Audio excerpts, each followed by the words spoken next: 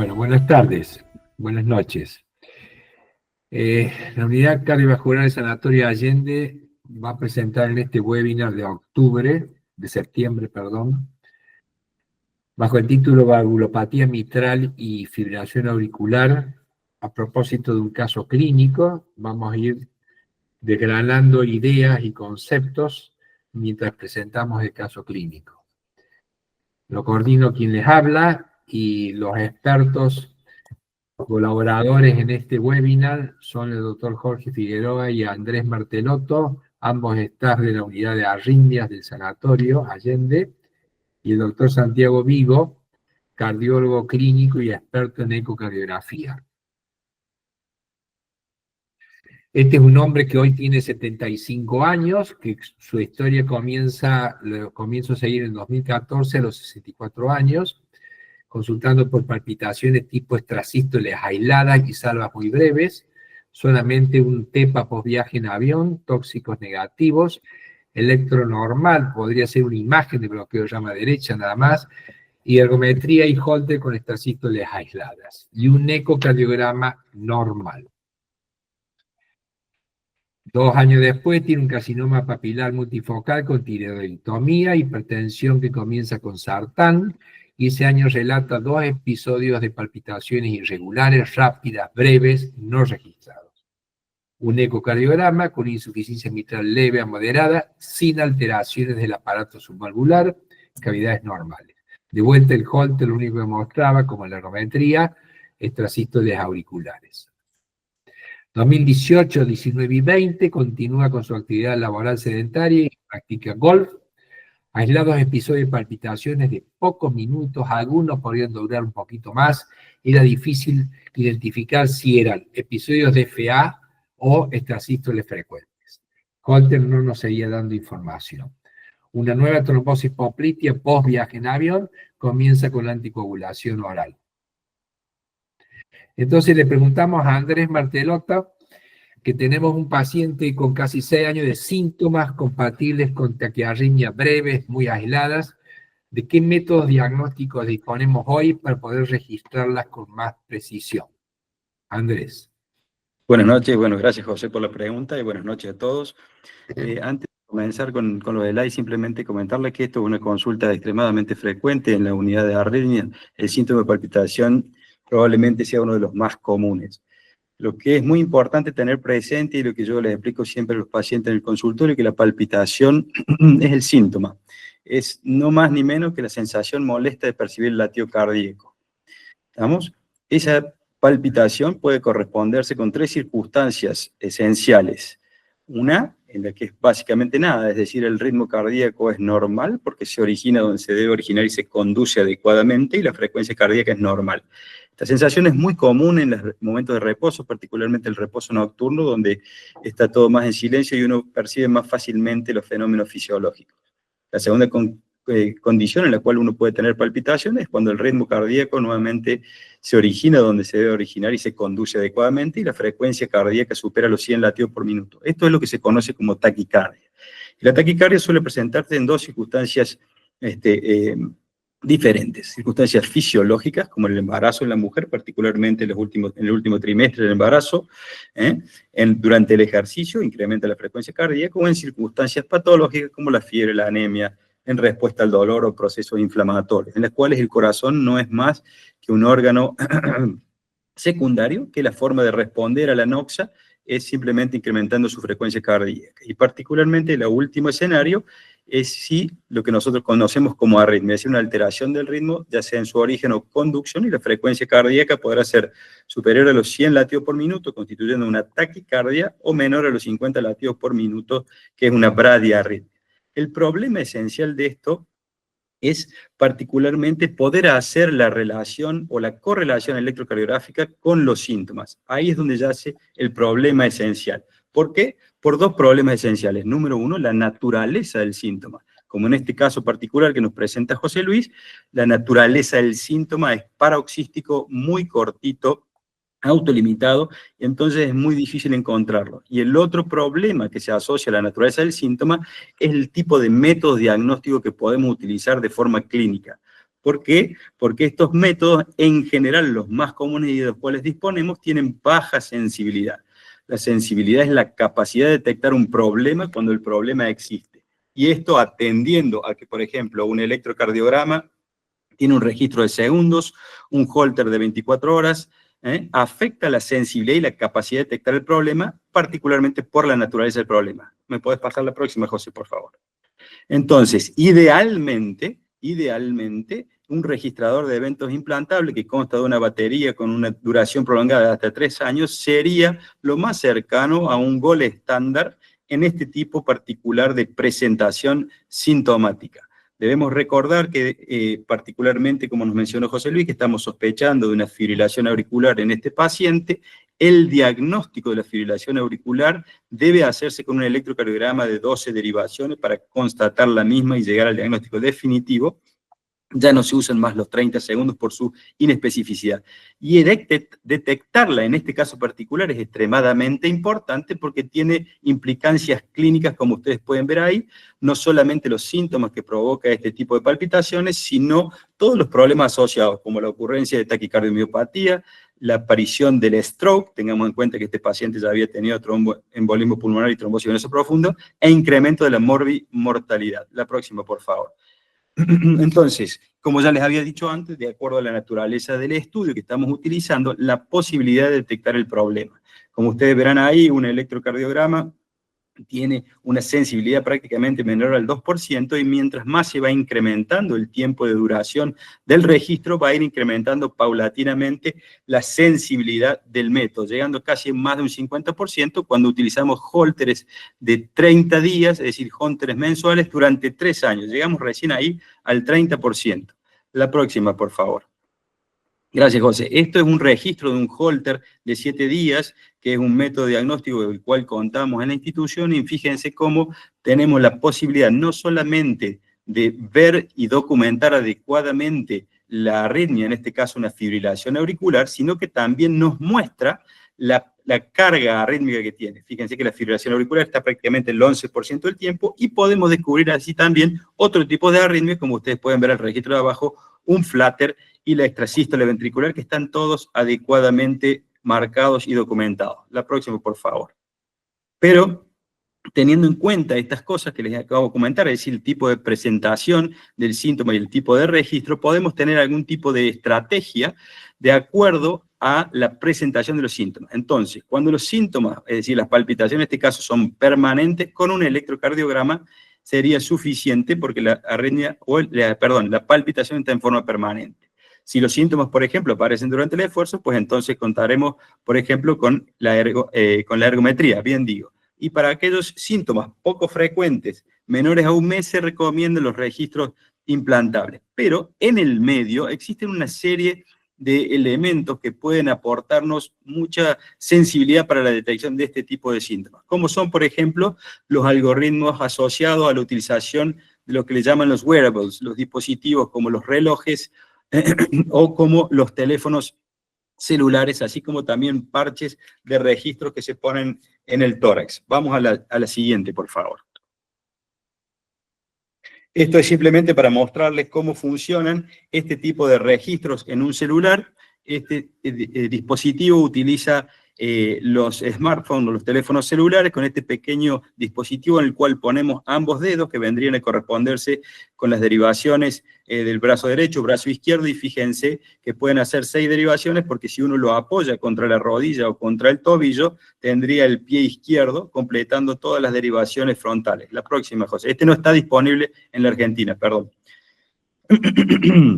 Todo este tipo de dispositivos, por ejemplo, este que es el CardiaMóvil que acabo de mostrarle, tiene una serie de respaldo científico que avala la utilización para el diagnóstico de la fibrilación auricular. Sin embargo, igualmente como los que les voy a mostrar a continuación, todos estos hoy por hoy dentro de las guías están recomendados como para incrementar la búsqueda de la fibrilación auricular y no para hacer el diagnóstico. Recuerden, como les mostré ahí en las últimas guías de fibrilación auricular, el diagnóstico definitivo se hace con un registro electrocardiográfico de 2 derivaciones. Estos son los algoritmos que están en el reloj de Apple, con el celular de Apple. La próxima, por favor. Y este es un ejemplo de los relojes, de los smartwatch de Samsung, de los Galaxy Samsung, y los muestro porque están disponibles en Argentina, y eso es un registro de un paciente mío que venía con palpitaciones de las mismas características del paciente José Luis, que fue imposible detectarlos hasta que pudimos documentarlo con el reloj. La próxima, por favor, José. Lo mismo, simplemente para mostrarle que tiene documentación científica. La próxima. Y para mostrarle todos los tipos de relojes que hay disponibles, todos ellos tienen sensibilidades y especificidades documentadas y avaladas por estudios científicos.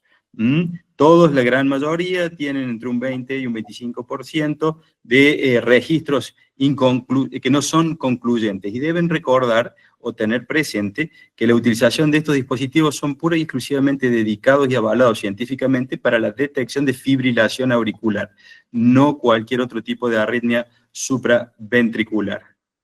Próxima, José. Bien. Esa es la última, Andrés. ¿Sí? Señor, efectivamente. Esto es lo que se viene y es el presente.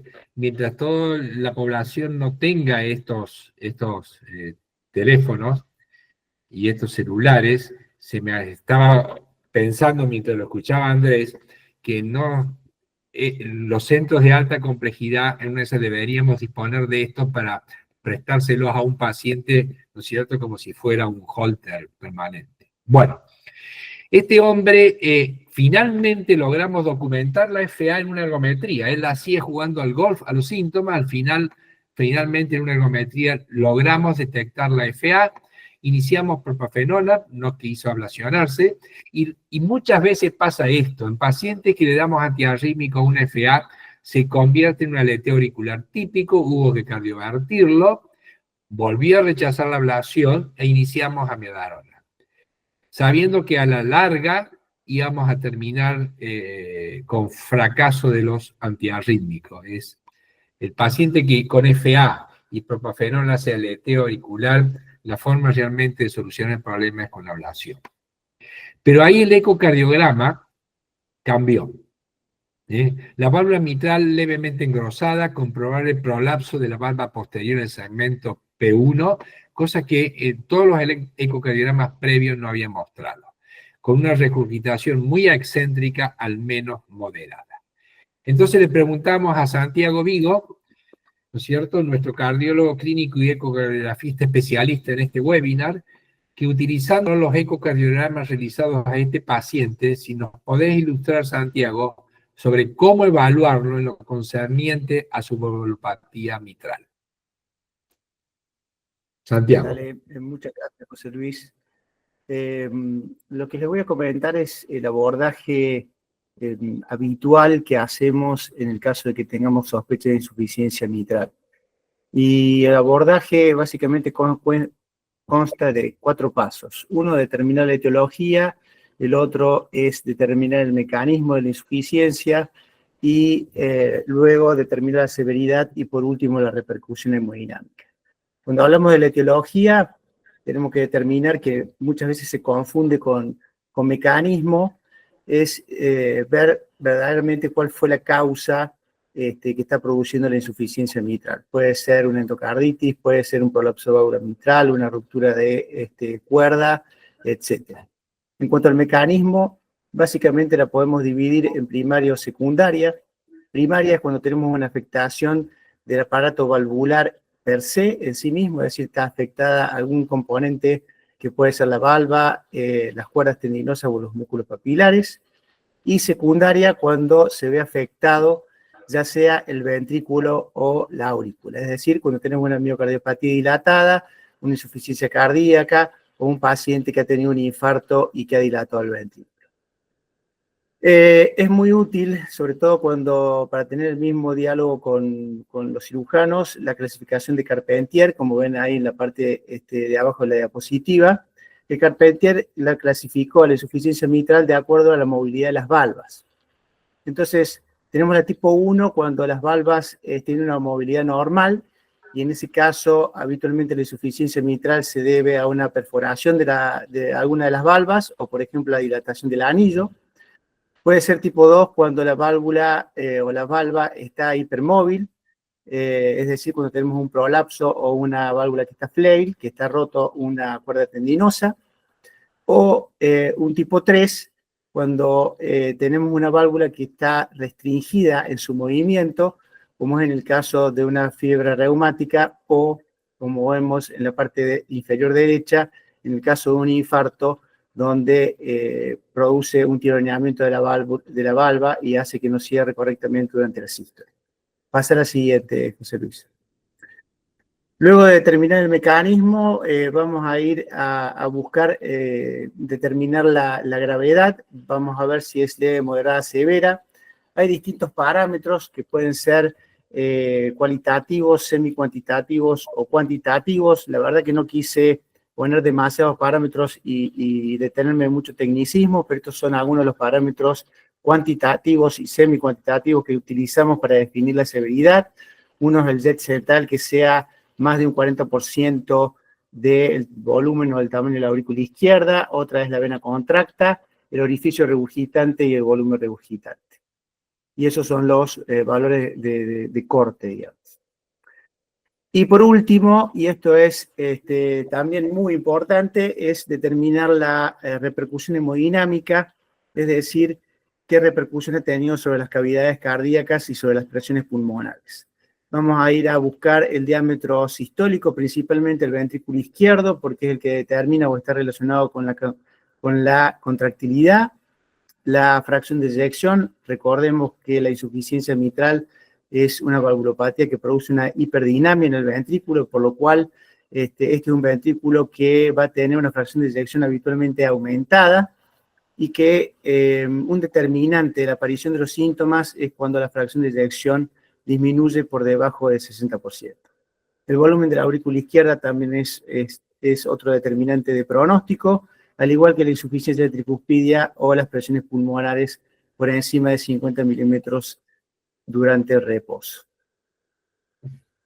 Bueno, este fue uno de los ecocardiogramas transtorácicos que realizamos en este paciente, como puso ahí José Luis en el 2020. Vemos del lado izquierdo de la pantalla un 4 cámaras apical, donde se observa un jet excéntrico que se dirige hacia la región lateral, medial de la aurícula, y en la parte derecha de la pantalla vemos un 3 cámaras apical, donde vemos el mismo jet que tiene cierto, digamos, es excéntrico y tiene efecto Coanda, lo cual hace más dificultosa la valoración y la cuantificación. Pasa a la próxima. Entonces, como no estamos con este paciente con estos episodios de fibrilación auricular, no teníamos bien claro el grado de severidad, si era moderado o severa, se nos plantea la situación de determinar o de realizar otro estudio que nos ayude a mejorar nuestra calidad diagnóstica, y para poder hacerlo tenemos dos métodos básicamente, una resonancia o un ecotransesofágico.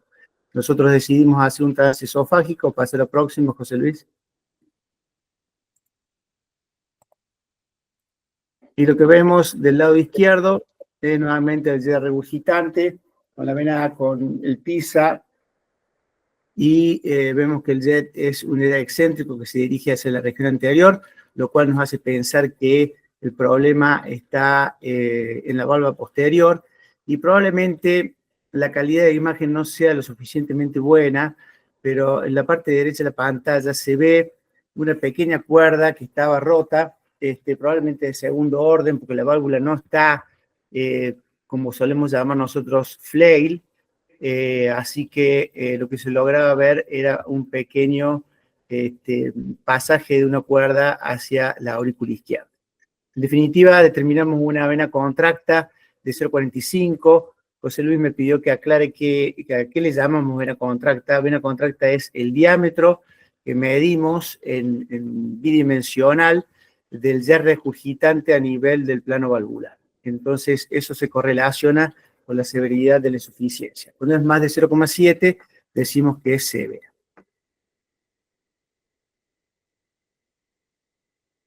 Y también a este paciente le realizamos un ecoestrés, seguí pasando, José Luis, nos pareció importante poder determinar una serie de cosas que podemos, o cuál es la utilidad del ecoestrés en insuficiencia mitral.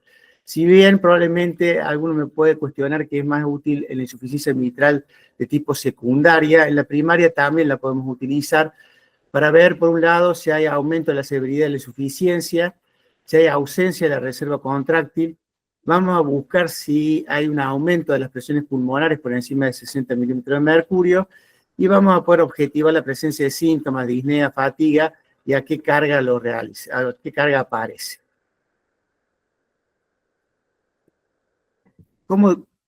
¿Qué encontramos en nuestro paciente? El JET no cambió en forma significativa, hubo un aumento de la fracción de eyección de 60 a 75%, la PSAP a nivel basal tenía 30 milímetros de mercurio y subió a 48 milímetros, que no fue significativo, y el estudio fue insuficiente, llegó a ser 59% y tuvo una capacidad funcional de 5 METs. Esto es una diapositiva que está un poco cargada, pero simplemente para mostrar la evolución de los ecos a lo largo del tiempo. En definitiva, el diámetro sistólico no cambió mucho desde el 2020 al 2024. La fracción de eyección, si bien en el 2022 parecía estar un poco disminuida, prácticamente se mantuvo por encima del 60%. La aurícula izquierda sí aumentó el volumen, pero sigue teniendo un volumen por debajo de 60 mililitros por metro cuadrado, y los parámetros semi-cuantitativos y cuantitativos mostraban que era una insuficiencia mitral moderada. El paciente, durante todo este seguimiento, como está aquí, no presentaba disnea ni fatiga. Que fue la forma, ¿no es cierto?, de seguirlo por ecocardiograma y preguntando siempre sobre su sintomatología. Bueno, entonces tenemos un paciente con diagnóstico de FA, tratado farmacológicamente para el control del ritmo, pero ya estaba anticoagulado por sus reiteradas trombosis venosas, pero si no hubiese sido por eso, es un paciente con un chasval suficiente para anticoagular. Pero tiene una valvulopatía. Entonces te preguntamos, Andrés, ¿qué nos puedes decir de la anticoagulación oral en pacientes con FA cuando tienen valvulopatías? Bien, bueno, es una pregunta muy oportuna, José Luis. Si bien la respuesta pura y dura para el caso que vos has presentado es que el paciente debe anticoagularse, esto es en razón de que, de acuerdo a los conocimientos actuales, las únicas valvulopatías que son consideradas que no deben anticoagularse con anticoagulantes de acción directa, por ejemplo, son las válvulas mecánicas y las estenosis mitrales severas. Todas las otras valvulopatías se deben anticoagular o pueden anticoagular si se recomienda anticoagularse con anticoagulantes de acción directa, y estas dos que he mencionado, que son contraindicaciones para los anticoagulantes de acción directa, deben anticoagularse con inhibidores de la vitamina K. Lo cierto es que también es un área gris de la investigación. La mayoría de los estudios de pacientes con fibrilación auricular y anticoagulantes han sido evaluados pacientes considerados no valvulares, es decir, aquellos pacientes en los cuales se excluía esto, los que tenían válvulas mecánicas y estenosis mitral severa. Pero este paciente deben anticoagularse. Bien. Bueno, este hombre siguió la historia, 21, 22, 23, con lo mismo, ¿no es cierto? Algunos episodios de FA breves, negaba la ablación por radiofrecuencia o por lo que sea, y bueno, ser paciente con la amiodarona, todos los años hacíamos el estudio radiológico funcional pulmonar, no afectándose sus funciones pulmonares. Pero llegó el 2024 y empezó a tener más episodios de FA. Eran casi semanales y algunos más largos, y un holter de 7 días que le hicimos para convencerse él y convencerlo nosotros a él de que la cosa no andaba con la amiodarona. Fue un holter de 7 días y fíjense lo que mostraba Andrés. En este tuvo 41 episodios, en total fueron 7 horas, más prolongada 2 horas. Entonces, Santiago, te volvemos a preguntar a vos. Estamos en un paciente con episodio de FA e insuficiencia mitral moderada. Y acá se armó el cuestionamiento, ¿no es cierto? Y que se discutió en reunión de expertos en cardiología. ¿Qué hacemos con este paciente? ¿La FA en una insuficiencia mitral moderada es indicación de cirugía o no? Santiago. Gracias, José Luis. Como vos dijiste, este paciente se planteó en el Heart Team porque en definitiva venía muy sintomático con estos episodios y desde el punto de vista nuestro, digamos, ecocardiográfico y de determinación de la severidad de la valvulopatía, se nos planteaba justamente el interrogante porque era una cuestión a tener muy en cuenta para determinar la conducta a seguir, ¿no? Y cuando hablamos de insuficiencia mitral, les voy a mencionar algunas de las indicaciones que tiene intervenir en insuficiencia mitral. Empieza a pasar, José Luis. Y básicamente, indicación tipo 1B, tenemos la insuficiencia mitral severa sintomática y la insuficiencia mitral severa cuando está asintomática y tiene alguna alteración a nivel del ventrículo izquierdo, es decir, alguna repercusión hemodinámica como un aumento del diámetro sistólico del ventrículo izquierdo, o una caída de la fracción de eyección. Como puso ahí José Luis, tenemos un paciente con un diámetro sistólico de 30 milímetros y una fracción de eyección de 69%, así que pasa a la próxima, José Luis. Otra indicación es la insuficiencia severa asintomática en pacientes que tengan bajo riesgo quirúrgico, a quienes se puede realizar plástica y sin disfunción del ventrículo izquierdo, que cumplan con alguno de estos tres criterios. Fibrilación auricular, como tenía nuestro paciente, o a un aumento de la presión sistólica de la arteria pulmonar por encima de 50, una dilatación de la aurícula izquierda más de 60, o una insuficiencia tricúspide moderada severa. Esta es una indicación nueva de las guías europeas, que en las guías americanas del 2020 la mencionan como una indicación 2A. Y una tipo 2AB es cuando el paciente simplemente cumple con alguno de estos criterios en forma aislada. Pasa a la próxima. ¿Dónde estamos parados con nuestro paciente? 75 años, en definitiva, tiene una insuficiencia mitral moderada, como mencionamos recién, un diámetro sistólico de 30, una fracción de eyección de 69, un volumen auricular de 48 mililitros por metro cuadrado, y lo único que tenemos a favor de esto es una fibrilación auricular. Por lo cual, pasa a la próxima, José Luis, lo que determinamos en definitiva es el seguimiento clínico, cardiológico, y a través de ecocardiografía. No existen indicaciones, y esto para remarcar, de cirugía en pacientes que tengan una insuficiencia mitral moderada primaria, así que el paciente lo que se hizo justamente seguimiento clínico desde el punto de vista de su valvulopatía. Bien, entonces le preguntamos a Jorge Figueroa.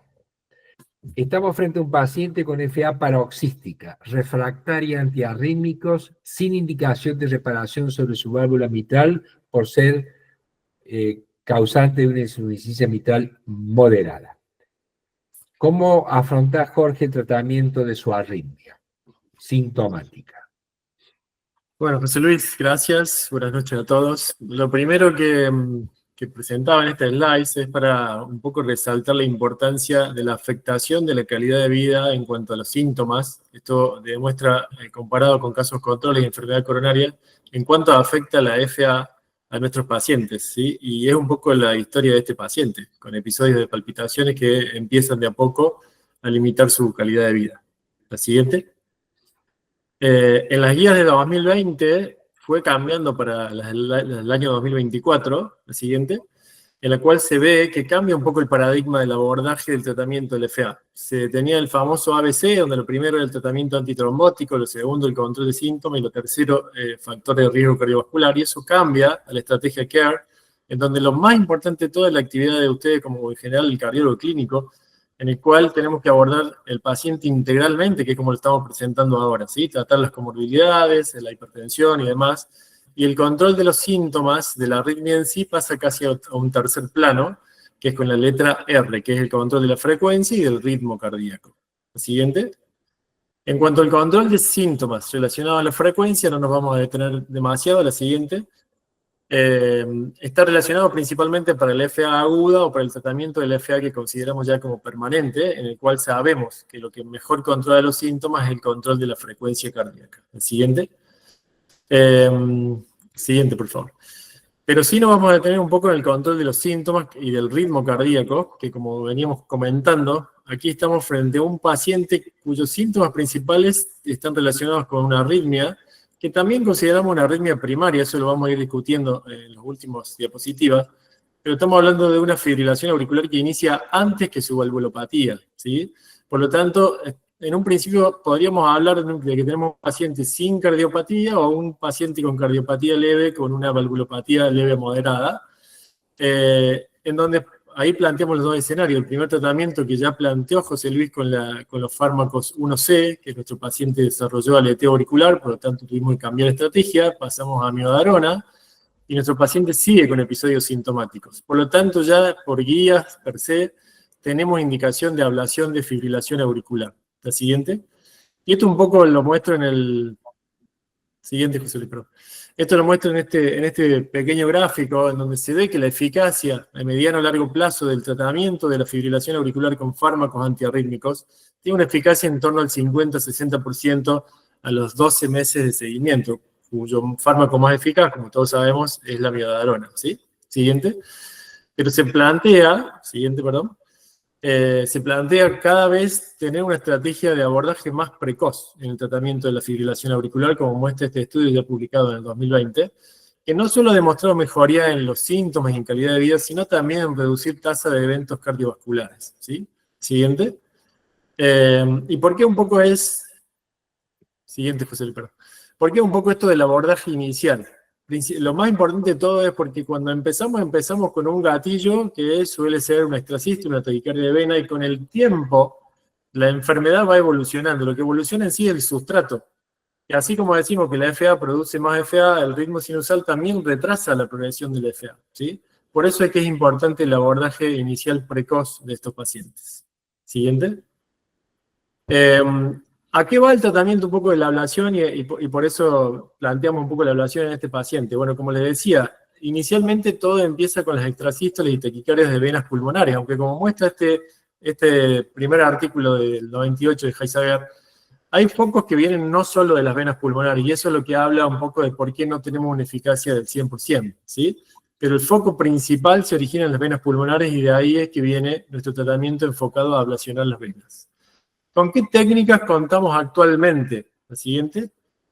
En el sanatorio actualmente contamos con esta tecnología. Hablamos de ablación térmica, lo que es la ablación con mapeo 3D por radiofrecuencia, la más conocida por todos ustedes. Y después tenemos ablación térmica por crioablación y la ablación no térmica, que es la ablación por campo pulsado, que ahora les voy a comentar de qué se trata. Con toda esta tecnología contamos actualmente y son las técnicas que podemos utilizar para la ablación. Siguiente. Esto es un artículo publicado en la revista de la FAC de este año, donde se habla un poco de la eficacia aguda de la ablación, que es muy alta. Bueno, obviamente estoy hablando de eficacia aguda, no a mediano o largo plazo, y con una tasa de complicaciones baja, alrededor del 2.7%. Pero ¿qué dicen un poco los estudios a largo plazo y estudios más, sí, siguiente, José, y estudios más multicéntricos? Nos hablan que en general la eficacia de la fibrilación auricular es en torno al 70-75% a los 12 meses de seguimiento. ¿Y esto por qué? Bueno, como les decía inicialmente, porque el foco puede venir no solo de las venas pulmonares, sino de la estructura cardíaca. Y la tasa de complicaciones ha ido cada vez reduciendo aún más, en torno actualmente, en general, menos del 2%. ¿Sí? Entonces, hemos ido manteniendo y aumentando un poco la eficacia y reduciendo complicaciones. De la mano de esa es que surge una nueva tecnología, que es lo que se llama la ablación por campo pulsado, que les cuento brevemente, que se trata básicamente, como ven en la imagen de la izquierda, la bicapa lipídica de la membrana celular.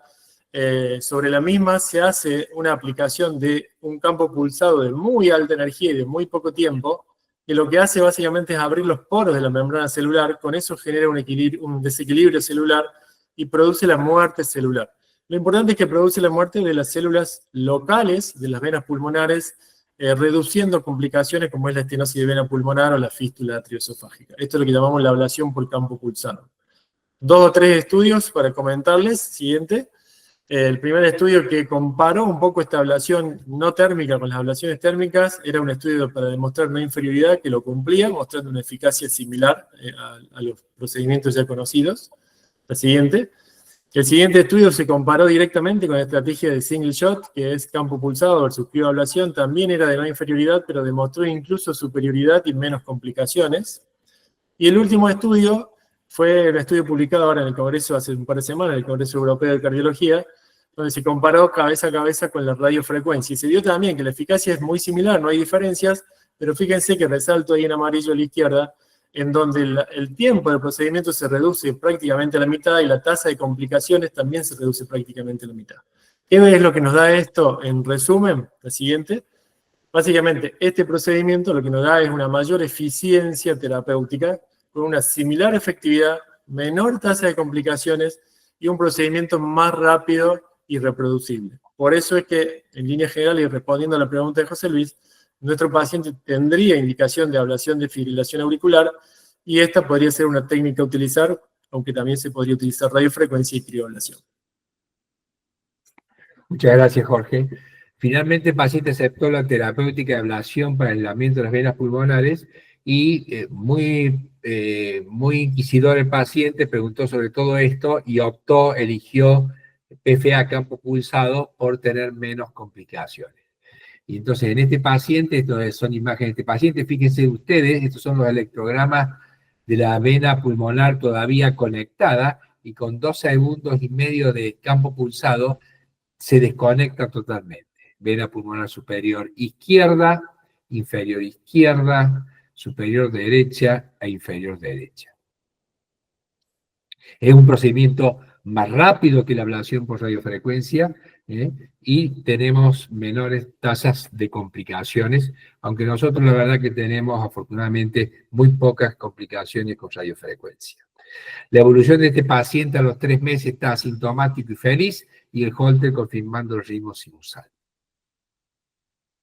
Bueno, este ha sido un caso que después lo vamos a abrir a la discusión con la otra gente, ¿no es cierto?, sobre la indicación o no de cirugía o no, que la insuficiencia mitral era primaria, pero no fue claramente, como dijo Jorge y lo resaltó, la causa de su FA. Su FA empezaron antes que se rompiera la cuerda. Santiago habló de insuficiencia mitral primaria y queremos asociar un mensaje de lo que es la fibrilación auricular y la insuficiencia mitral. Tenemos insuficiencia mitral secundaria de 2 tipos. La ventricular, donde fundamentalmente el anillo se dilata por la dilatación del ventrículo izquierdo, que también la dilatación del ventrículo izquierdo hace que las cuerdas se tironeen y no se cierre la válvula. Por otro lado, tenemos la insuficiencia mitral secundaria atrial, donde el problema está en la dilatación de la aurícula izquierda, ¿no es cierto? Y entonces, esa insuficiencia mitral secundaria se ve fundamentalmente en pacientes con FA y con insuficiencia cardíaca con fracción de eyección preservada. Y la dinámica de esto es de un artículo muy interesante y muy instructivo, acá lo pueden ver en la cita del JACC de 2022, el anillo posterior se desplaza hacia atrás, tironea las cuerdas y no coapta las cuerdas. Entonces, nuestra misión como cardiólogos clínicos en pacientes con FA que van dilatando la aurícula y el anillo es tratar de volverlos al ritmo sinusal. El control de frecuencia sola no impediría que esto siga progresando. Entonces, si lo volvemos al ritmo sinusal, la aurícula se puede incluso achicar y el anillo mitral provocar una disminución de la insuficiencia mitral. Entonces, en los mensajes finales de este tema, reconocer y tratar las causas de la insuficiencia mitral secundaria, ¿no es cierto?, la FA y la insuficiencia cardíaca con fracción de eyección preservada, y esto nos lleva a un fuerte intento de control del ritmo. Hemos nacido en ritmo sinusal, o sea que es mejor vivir en ritmo sinusal claramente.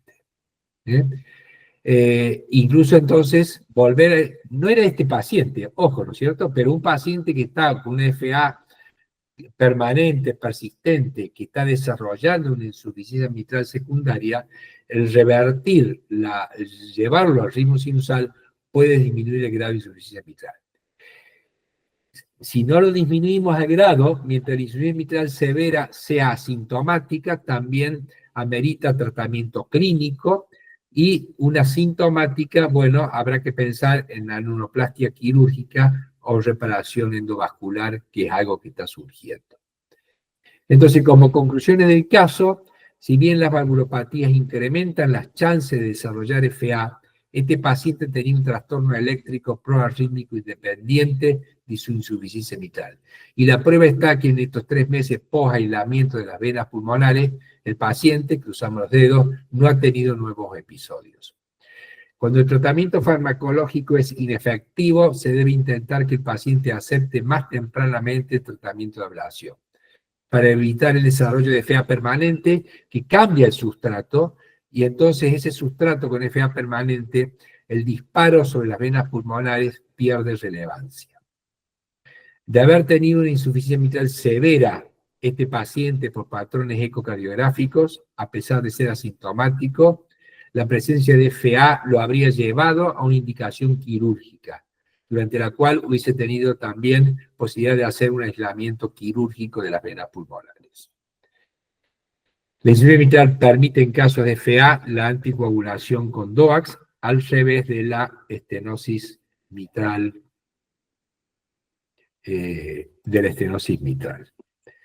Dejo de compartir y, bueno, está abierto el tema preguntas.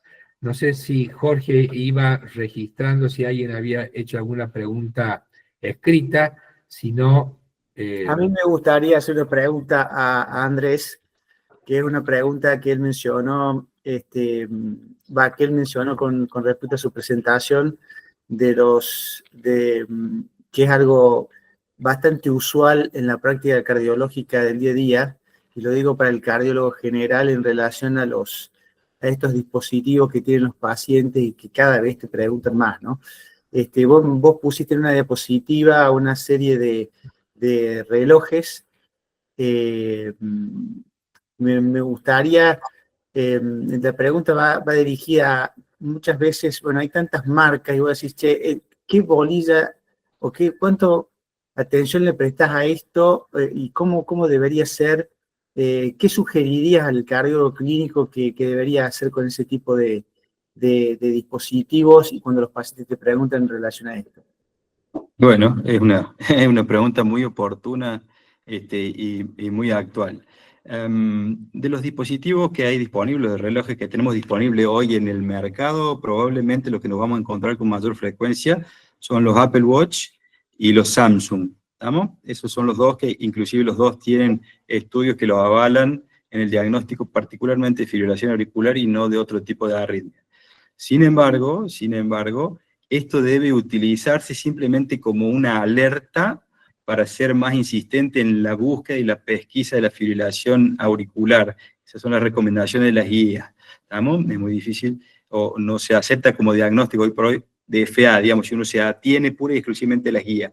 Esto, obviamente, deberá combinarse con el criterio clínico, que es lo primero que tenemos que tener. Es decir, este paciente tenía todas las características, palpitaciones de comienzo brusco, rápidas, irregulares y sintomáticas, y después documentamos un ritmo irregularmente irregular, que ese es el beneficio, si se quiere, de la fibrilación auricular.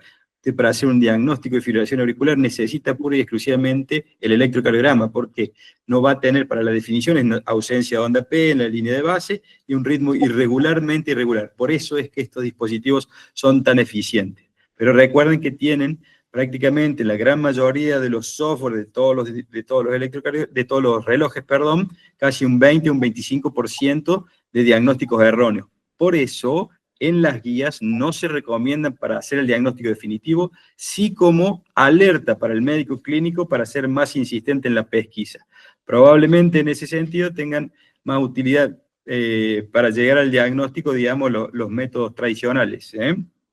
Pero eso es un poco, no sé si contesto tu pregunta. Y después hay una serie de cuestiones en el medio, es decir, cuánto tiempo es un tiempo adecuado para decir que debemos anticoagular, pero eso claramente deberíamos abordarlo para otra charla porque es enormemente extenso y complejo. Gracias Andrés. De nada. Si Jorge no tiene ninguna pregunta por ahí, yo tengo otra para los arritmólogos. Bienvenida.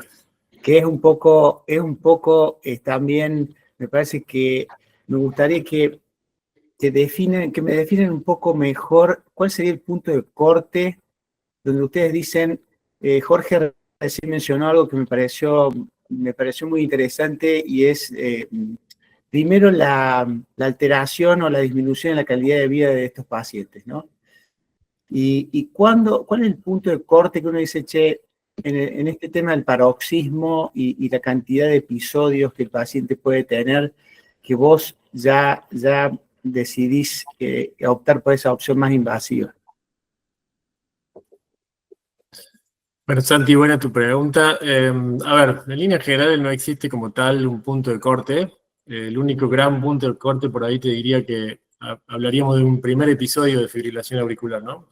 Ante un primer episodio de fibrilación auricular como único y aislado, podríamos decir que, bueno, podemos ser conservadores y esperar, salvo que sea un paciente que debuta con taquicardia y miopatía por insuficiencia cardíaca. Es el único caso que un primer episodio seríamos más agresivos. A partir de ese primer episodio, por supuesto que depende un poco del contexto del paciente, ¿no? Si tenemos un paciente que vuelve a tener un segundo episodio a los 6 años, no es lo mismo que el que está haciendo episodios, como este caso, que está haciendo prácticamente episodios diarios o semanales, ¿no? Yo creo que a partir del primer episodio, la frecuencia de los episodios, es decir, la cantidad de episodios que tenga, los síntomas que esto le produzcan y un poco el contexto del paciente, es los que van a marcar un poco nuestra agresividad y nuestra invasión, pero en líneas generales todo demuestra que cuanto más precoces somos en el abordaje del tratamiento de la fibrilación auricular, mejores son los resultados a largo plazo, y no solo en cuanto a síntomas, sino que ya cada vez vemos más resultados en cuanto a endpoints más firmes de internación, insuficiencia cardíaca y en algunos casos hasta de mortalidad. Así que esa sería un poco la línea de corte a mi criterio. Si me permitís para completar, perdón, José, no, simplemente para completar, decir lo que tan es así lo que acaba de decir Jorge, que las nuevas guías de ablación de fibrilación auricular hoy por hoy elevan la indicación de la fibrilación auricular a tratamiento de primera elección casi al mismo lugar que la utilización de drogas antiarrítmicas. Esto es algo que de hecho se viene utilizando en los países del primer mundo, donde se tienen en cuenta la decisión del paciente. ¿Vamos? Porque muchos de estos pacientes son pacientes jóvenes en los cuales probablemente no se afecta tanto la mortalidad en el plazo inmediato, pero sí se afecta la calidad de vida. Es decir, que ahí debemos tener claramente qué tipo de paciente tenemos. No es lo mismo un FA en un paciente con cardiopatía, en el cual seguramente va a tener un impacto en la morbimortalidad, que una fibrilación auricular en un paciente más joven, sin cardiopatía estructural, en donde el síntoma, la palpitación, va a ser lo que afecte particularmente la calidad de vida, ¿no es cierto? Sí. Un paciente con el corazón sano que a los 30, 40 años hace un episodio de FA, yo creo que es para ni siquiera darle antiarrítmico posterior, porque una de esas lo hizo y no lo hace por años. El otro extremo es el primer episodio de paciente que viene en insuficiencia cardíaca con FA que no se dio cuenta el hombre o la mujer que había empezado 3, 4, 5 meses atrás y está totalmente descompensado con taquicardia y miopatía. Yo quisiera hacer una pregunta a Santiago Vigo, y si hay alguien más ahí experto, no sé si está Daniel Blangino, cirujano, porque la pregunta que yo me he hecho a través de los años, sin ser especialista, y que lo he seguido este paciente, bueno, este hombre, la guía dice que insuficiencia mitral severa, aunque esté asintomático, si hace FA, que estamos hablando entonces de una FA con un sustrato por aurícula grande, ¿no es cierto?, secundaria a la insuficiencia mitral, sí, es indicación de cirugía, aunque no tenga disnea. ¿Qué diferencia hay entre insuficiencia mitral severa y moderada que lleva a una FA, ¿no es cierto?, para no indicar la cirugía en una insuficiencia mitral moderada. José Luis, Santiago, lo interrumpo un segundito. No sé bien qué problema hay que no se están pudiendo escribir preguntas en el chat, pero sí está la posibilidad de levantar la mano y le autorizamos, le habilitamos la pregunta al que quiera sumarse. Ahora, a continuación de Santiago, le damos la palabra al doctor Peñalosa de La Pampa, que quería hacer una pregunta. Claro. Dale, ningún problema. Hola. Hola, Bueno, no sé si me sí, escuchan bien. Irina, Ernesto, para un segundo, Sí, para un sí. segundo que Vigo y Blanchino me respondan la pregunta. Y después te damos con gusto lugar a tu pregunta. Ok. Te respondo corto el pie. La evidencia que tenemos hasta el momento de tu pregunta y con respecto al paciente que nos convoca y que hemos discutido, si vos viste, en las guías recomiendan solamente, es una recomendación de tipo 2A, si tenemos una insuficiencia mitral severa y con alguno de los parámetros como fibrilación auricular, dilatación de la aurícula izquierda o aumento de las presiones pulmonares. Este paciente, el único parámetro que teníamos en definitiva era la fibrilación auricular, la dilatación de la aurícula izquierda, lo cual también habla de la cuestión que no es severa probablemente, o quizás no haya evolucionado de tal manera que su dilatación de la aurícula no es tal.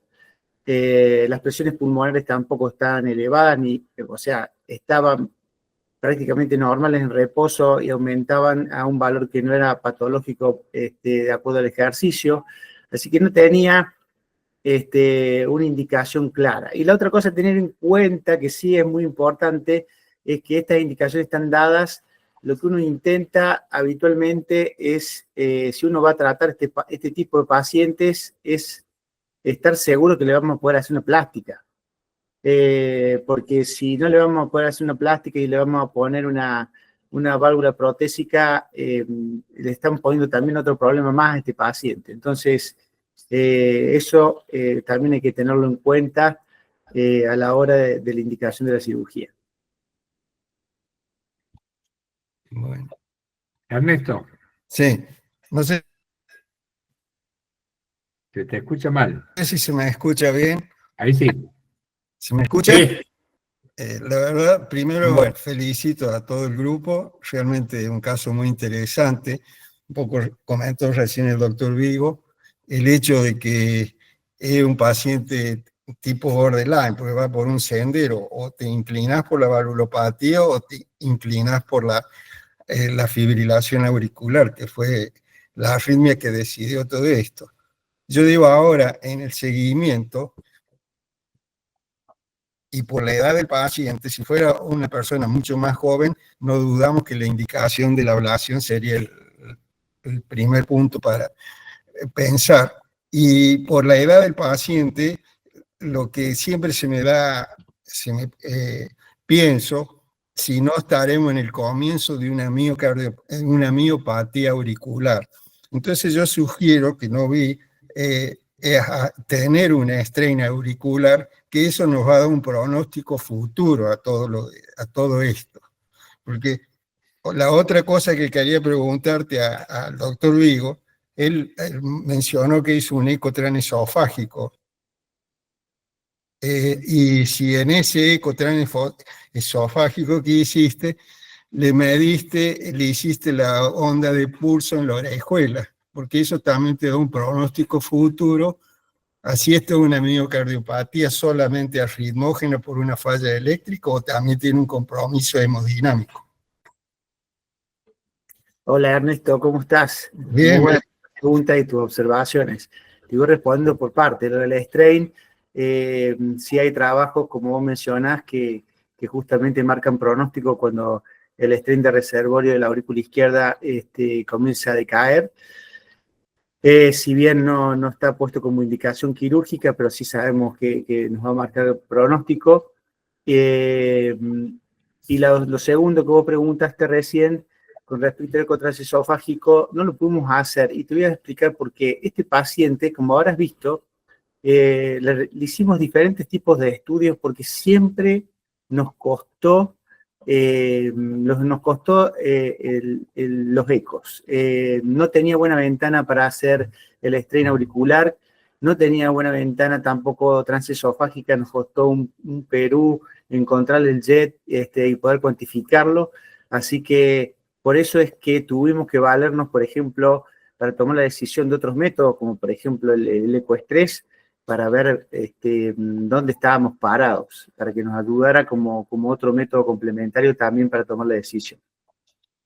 Y completando eso, la respuesta de Santiago, antes de darle la palabra a Miguel Ibaldi, Ernesto, este hombre tiene 75 años, pero está terriblemente vital. O sea que la edad cronológica no dice mucho de este paciente. Y su dilatación de la aurícula no es secundaria, no la podemos considerar para nada secundaria a su FA, pues su FA al fin y al cabo han sido episodios breves de media hora, 1 hora, 2 horas, uno en el holter de 7 días, y aislado, o sea, eso no alcanza, a mi humilde entender, a irte dilatando una aurícula. Su aurícula se ha ido dilatando por su insuficiencia mitral, y no por la FA. La FA te dilata la aurícula cuando se hace ya persistente. Miguel Tibaldi.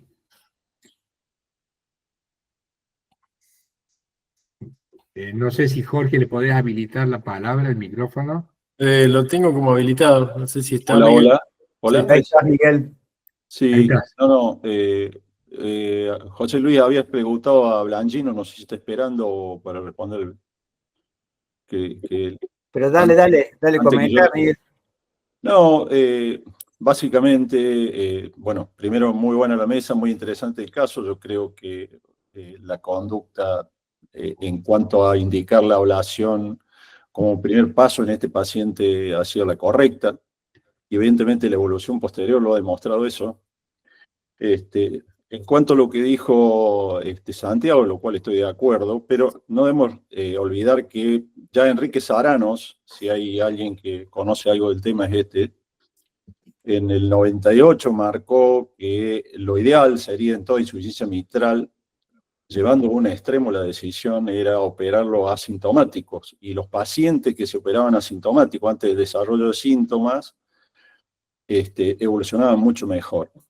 Con esto quiero decir que clases funcionales más bajas a los pacientes les va mucho mejor en la cirugía.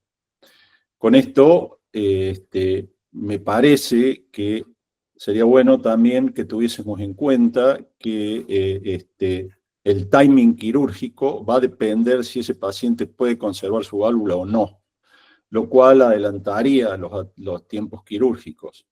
Por ejemplo, si este paciente se hubiese tenido un prolapso de una valva anterior y complicado, mixomatosa, probablemente hubiéramos esperado y se está esperando, no estoy diciendo que este sea el caso, pero en una válvula posterior con altas chances de plástica, yo creo que hay que reconsiderar los tiempos quirúrgicos y se adelantarían mucho más. Por eso, en cualquier otra valvulopatía, y ahora eso se está cambiando para la estenosis aórtica, pero para la insuficiencia mitral, la fracción de eyección, el límite de corte son 60 y no 50. Entonces, eso es una de las cosas. Este es un paciente que tiene 73 años, creo que la conducta ha sido la adecuada y todavía no estaba en timing quirúrgico.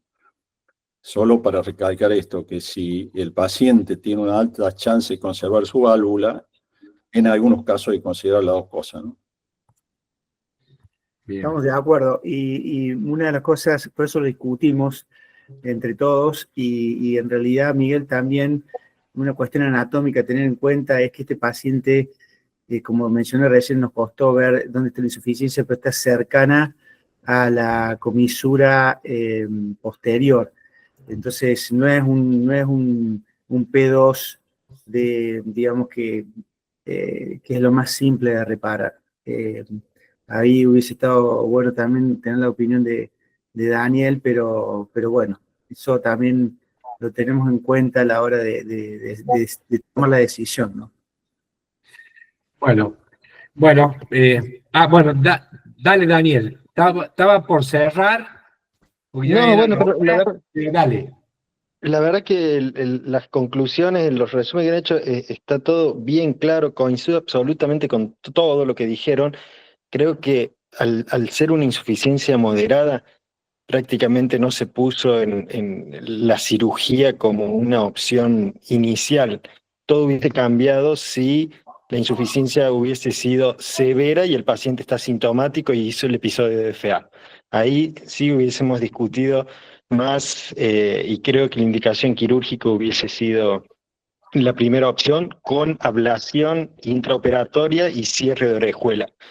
En este caso me pareció correcto que se atribuyó su problema a una FA posiblemente no valvular y la anatomía es fundamental también, ¿no? Lo que mencionaron es fundamental. Altas chances de reparabilidad, vamos un poco antes, somos un poco más precoces. Si sabemos que tenemos altas chances de ponerle una prótesis al paciente y vamos a esperar un poco más. Pero la verdad que felicitaciones. El caso muy interesante y las discusiones muy buenas. Gracias, Daniel. Bueno, en honor al tiempo, como se dice para terminar, muchas gracias a todos los presentes por la paciencia y esperamos que haya sido de utilidad esto. Va a quedar después grabado en nuestro Spotify de cardiología para todos aquellos que no hayan podido y hayan querido verlo. Muchas gracias, buenas noches. Gracias. Hasta luego, gracias. Buenas noches, gracias.